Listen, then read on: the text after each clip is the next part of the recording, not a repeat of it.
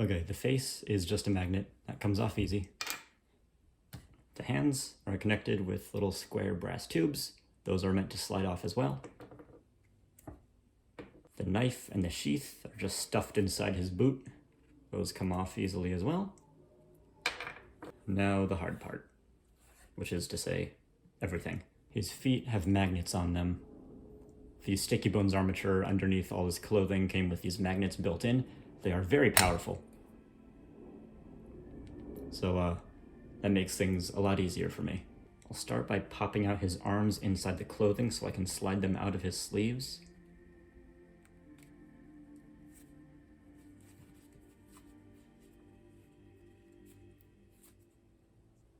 As you can see here, all of his limbs have these rubber bands wrapped around them. That way I can grip the cloth and it won't slide around on the outside. You can see here I drilled into his wrists and added the square brass tubes so that his hands could fit. It's a simple ball joint for the elbow, bends very far. Of course you have bilateral rotation. Very smooth too.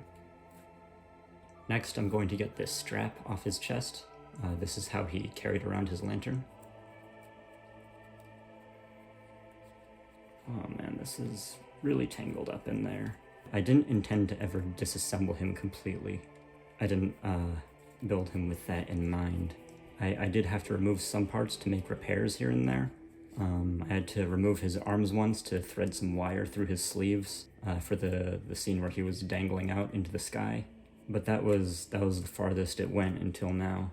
Now the strap is actually glued to his mantle, so it'll stay in place there. That may have been an accident, I don't remember. The neck is just made of bionicle joints, as you can see here. So I'm just going to pop it off at the base, and I think that will let me get the entire harness off. Okay, let me pull back his hood here. See, there's a piece of foam glued to the back of his head, and that helps his hood keep the shape. Just going to pop that off. That's a bionicle joint, so it goes off and on whenever I want it to. Here's his mantle, just the part that goes over his shoulders. There's some aluminum tape in there, so it'll stay wrinkled and it won't budge around too much when I touch it.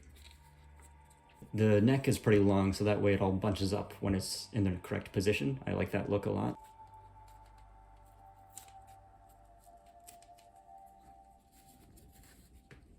I got the bandage pattern on his sleeves just by putting these little loops of fabric over them. They slide right off. I could probably secure them a little better. I probably should. So underneath his mantle is the whole hood. There's some aluminum tape inside this as well. He's got his armholes there. Almost there. There's a button in the back so I can get his overalls off.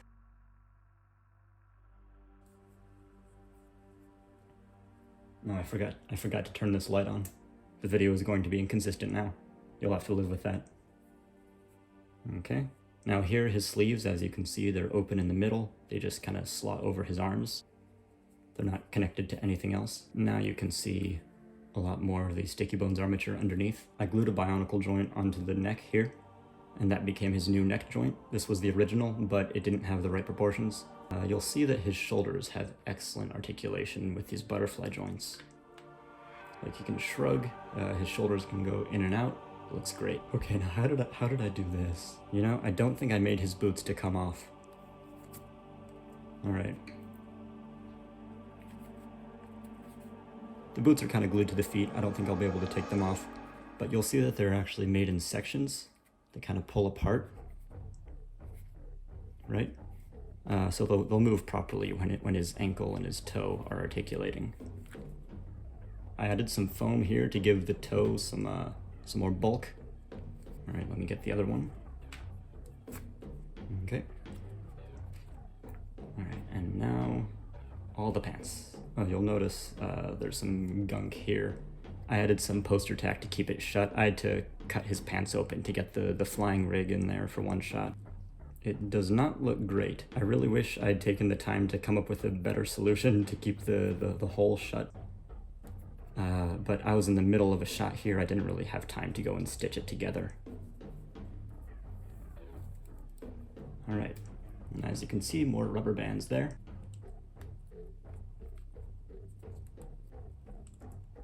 Here is Ainley's skeleton, without any of the clothing or flesh or whatever. He's built on a sticky bones armature. It was pre-built. I have built some metal ball and socket armatures in the past, so while I could have done that again, I really preferred to just save time and buy a pre-built armature. Okay, all these bits here. Let me see if I can walk you through this step by step. The first thing I did was modify his neck and his head. The rubber bands came later. To start fabricating his clothing, I started with the hood and the mantle. This is the second version I made. The first one didn't really work. The neck was much too skinny. Initially, it just kind of stretched over his shoulders like that, but it wouldn't stay in place. So I cut holes in it so it would go under his arms, and that way it would stay where I wanted it to. So as I worked on this puppet, I kept adding and removing different parts until I figured out a way to get them all on. It's hard to get them on in order. It's all kind of tangled together. It's like a puzzle box. For pretty much every piece of clothing, my first step was to trace the skeleton onto a piece of paper, cut that out and use it as a pattern to cut out pieces of cloth, and I just stitched them together. I did all the stitching by hand. I'm not great at it. Okay, now how do I put him back together? I'll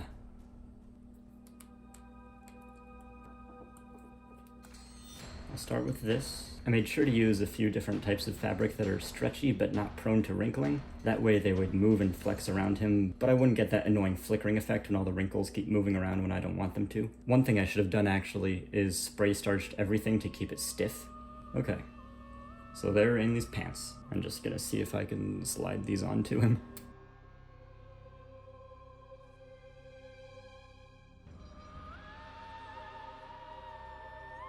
Okay, the legs are all the way on. Now I'll get the top half over his chest, make sure his shoulder joints go through these little holes. And that makes me nervous, I don't want to tear anything. Now I can button it back up. Alright, now with that out of the way, I believe his sleeves go on next. Or rather, his sleeves go through here. So I thread the sleeves through the armholes on the inner piece of his mantle. Then this will all fit over the chest. Okay. The foil kind of bends down around his neck here. Sort of locks everything in place. I've done it backwards. Okay. Now I'm going to attach his feet. I just have to kind of worm the leg in until it fits into the ball joint in the foot. Okay. That shouldn't be so bad. We should be hearing a nice little thunk soon. There we go. One more time. All right, that's two. Now I'm going to add the outer mantle back on. You can tell which is the front and the back more easily because the harness is glued to the back. So you just gotta worm the hood up through the neck. Fits down fairly easily. Okay, now these straps have to get under his arms. You might be picking up on it, but the best way to describe this process would be janky as heck. If I ever get to redesign this puppet, I'll have to make it with disassembly and reassembly in mind. Okay, that's about as good as we're gonna get.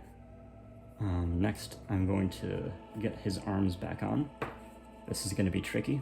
I have to slide the arms into the sleeves, snap them on here, and then like just wiggle the sleeves around until they cover up all the blue.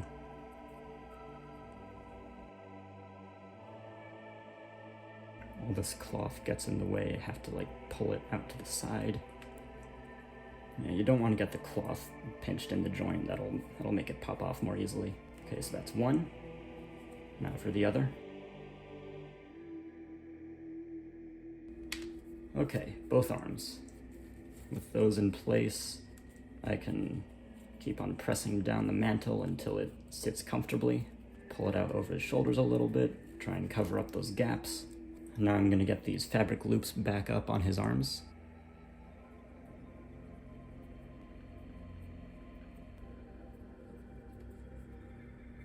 That is both arms. Now I will get his hands back on. They slide in pretty easily. Alright, and now for the head and the neck. I need to kind of pull this whole thing down until the joint is exposed. There we go. Now that joint just snaps right back on. The whole neck doesn't pull back up.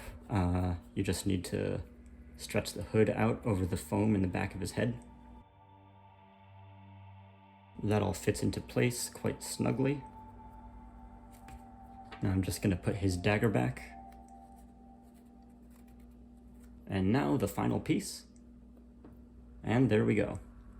That is one Ainley. So thanks to all the fabric and the sticky bones armature, his posability is quite excellent. He can pull off pretty much any pose you need him to. He didn't get into many poses quite this extreme throughout the course of the film, but maybe next time. Alright, so there you have it. One Ainley. That's how he fits together. That's basically how I built him. It took quite a while to figure everything out. There's a lot of engineering and planning and mistakes that went into this. But once it was finished, I realized he looked quite amazing. I'm very happy with how he turned out. I would love to be able to give it a second try someday. You know, make him a little bit more solid. Keep this look, but just engineer everything a little bit better.